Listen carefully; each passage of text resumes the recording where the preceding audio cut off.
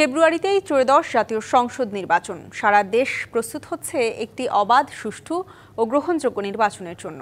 কি ভাবছে সাধারণ মানুষ থেকে শুরু করে আগামীর জনপ্রতিনিধিরা, সে কথা জানাতে ডিবিসি নিউজের ইলেকশন এক্সপ্রেস ছুটে যাচ্ছে সব সংসদীয় আসনে।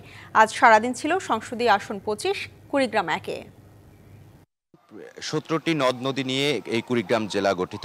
4টি আসনের মধ্যে আজকে DBC CSRM DBC election express সারাদিন আছে 25 কুড়িগ্রাম 1 আসনে। আমরা দীর্ঘদিন পরে একটা অবাধ সুষ্ঠু নির্বাচনের প্রত্যাশা করছি।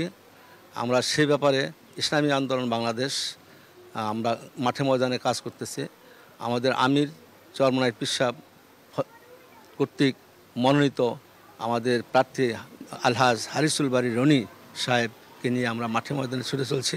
এই অঞ্চলের মানুষ বিশ্বাস করে এবং তারা এই বিশ্বাস থেকে আগামী দিনে বাংলাদেশ জাতীয়তাবাদী দলের যে প্রার্থী যদি আমি হই, তাহলে আমাকে তারা সমর্থন দেবে এবং আমরা এই অঞ্চলে কাজ করার জন্য সংসদে যাওয়ার জন্য আমি ইনশাল্লাহ প্রস্তুতি আছি এবং সেই লক্ষ্যে আমরা প্রত্যেকটি ইউনিয়নে অলরেডি আমাদের কর্মযজ্ঞ শুরু করেছি। 53 বছর যে অন্যায়ের মাধ্যমে দেশ দুঃশাসনের মাধ্যমে অতিবাহিত হয়েছে, কোনো রাজনৈতিক ব্যক্তি যে প্রতিশ্রুতি দিয়েছে তা বাস্তবায়ন করতে পারেনি এবং তারা যা কিছু করেছে নিজের আত্মীয় স্বজন এবং দুর্নীতির মাধ্যমে সে নিজেকে এবং তার যে তাদের রাজনৈতিক দল আছে তাকে প্রতিষ্ঠিত করার চেষ্টা করেছে।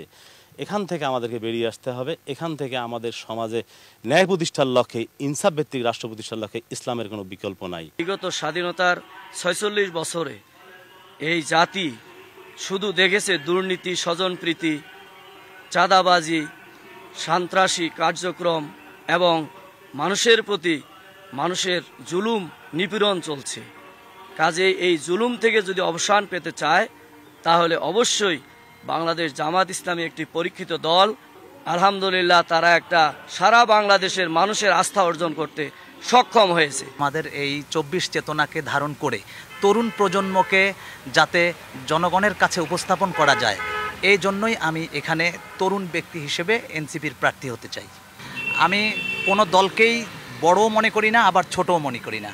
আমার কথা হলো যে মানুষ যোগ্যতার ভিত্তিতে আমাকে তারা নির্বাচন করবে। আমি যদি তাদের কাছে যেতে পারি, তাদের সমস্যাগুলো নিয়ে কথা বলতে পারি, তাদের সমাধানের সহজ পথ আমি খুঁজে দিতে পারি, তা নিঃসন্দেহে তারা আমাকে বেছে নেবে।